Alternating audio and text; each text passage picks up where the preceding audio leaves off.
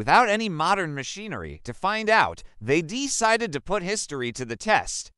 The team reconstructed a typical pyramid stone, a 2.5-ton limestone block, the same size and weight as those used in the Great Pyramid of Giza. They gathered volunteers, ropes, wooden tools, and everything else believed to have existed 4,500 years ago. At first, there was a sense of confidence. How hard could it be?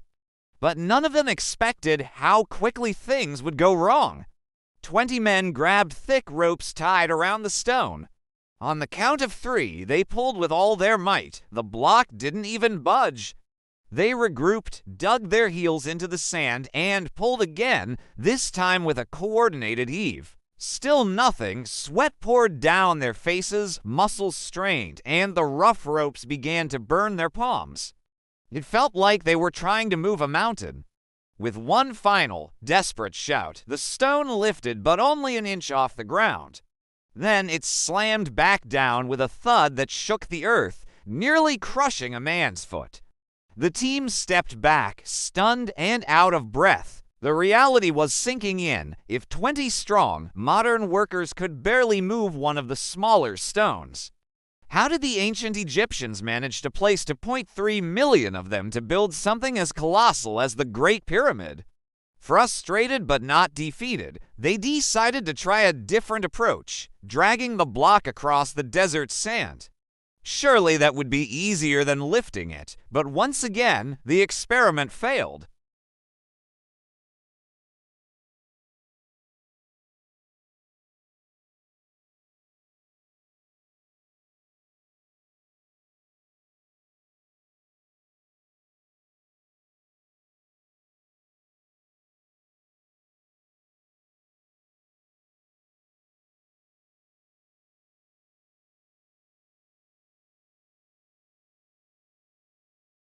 And incredibly, the clue to solving this mystery was hidden in plain sight, painted on the walls of an ancient tomb. For years, Egyptologists had studied a famous painting from the tomb of Jotidip. It shows dozens of men pulling a massive statue on a wooden sled. But one small detail had always been overlooked. Right at the front of the sled, a single worker is shown pouring liquid from a jar onto the sand.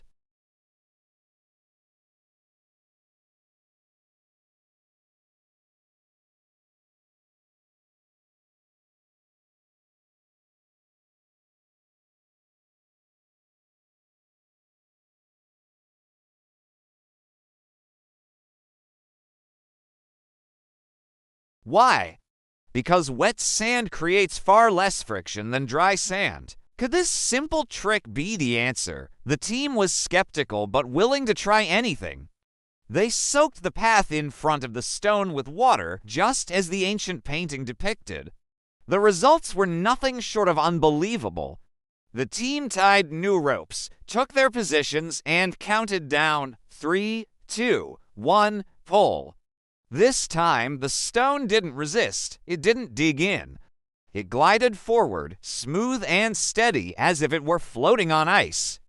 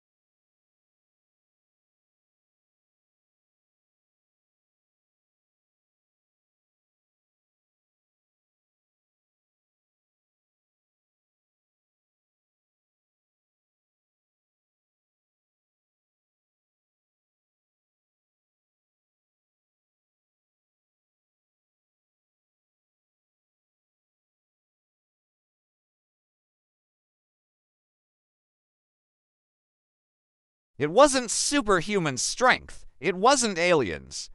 It was something far more impressive: human ingenuity, teamwork, and meticulous planning on an unimaginable scale. So, what happened when modern people tried to lift a pyramid stone? They failed, and then, through that failure, they made a discovery. And finally, they gained a profound new respect for the genius of a civilization that built the impossible. The modern experiments proved one thing clearly: moving a pyramid stone is nearly impossible, unless you know the ancient Egyptian secrets.